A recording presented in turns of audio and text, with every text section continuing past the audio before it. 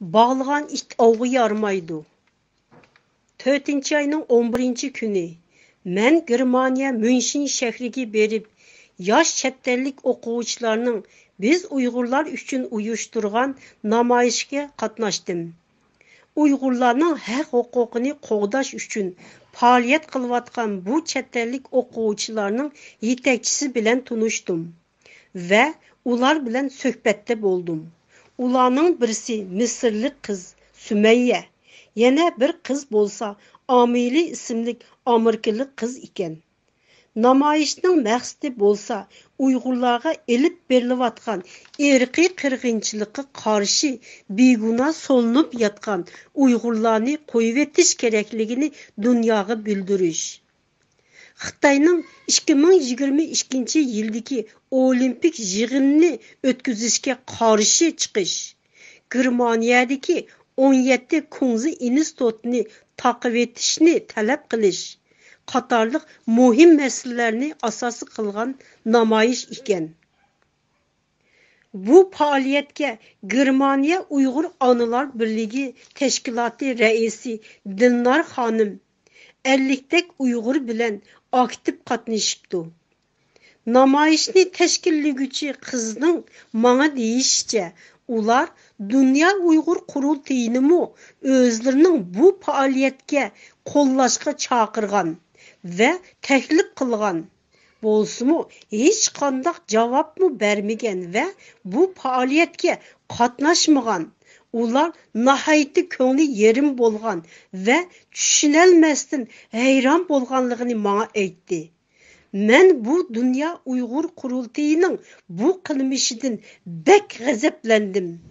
Men bu ikki qizdan va bu faoliyatga qatnashgan barliq yosh o'quvchilardan bek numus qildim.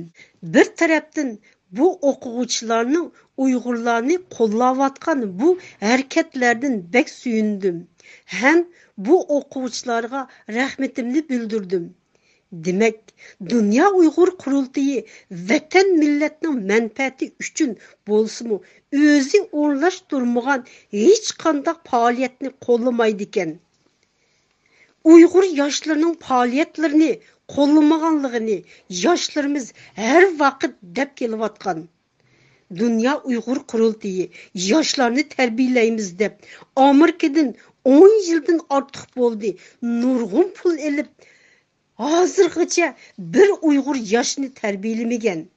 Biroq shu iqtisodni xiyonat qilayotganligini ko'p anglab kelayotgan edim. Haqiqatan 10 necha yil bo'ldi. Birmu Uyg'ur yosh tarbiyalanmagan edi. Endi Yevropada o'zligidan tarbiyalanib bo'lgan chet ellik yoshlarning Uyg'urlarni qo'llab qilgan namoyishni qo'llamabdi. Bu nima degan numussiz, mas'uliyatsiz va g'urursiz, ha? Bundaq qurultay herkesmi Uyg'urlarga vakillik qila olmaydi. Bo'libmi o'z yonchug'ini chingdaydigan va noahli insonlar o'z ara naf bo'lishib aldamchilik qildigan millatimiz qirlivatsa festival chakarlaydigan Xitoy raisi ishik oldiga kelsa qarshilik ko'rsatmaydigan, yolg'on bano bilan boshqa davlatga qechib berib oldigan bunda ko'z buyamchi, nafsoniyatchi va g'urursiz insonlar millatga qat'iy vakillik qila olmaydi.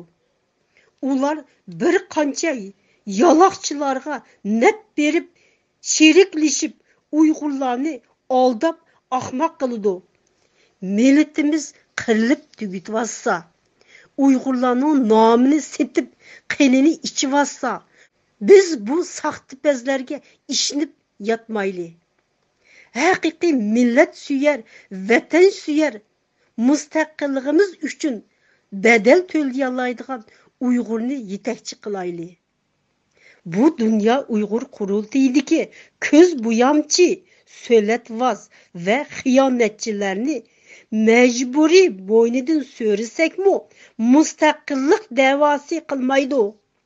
Chunki bularning yuragida Uyg'ur uchun kuydigan o't yo'q. 2022 yil 4 ayning 13 kuni.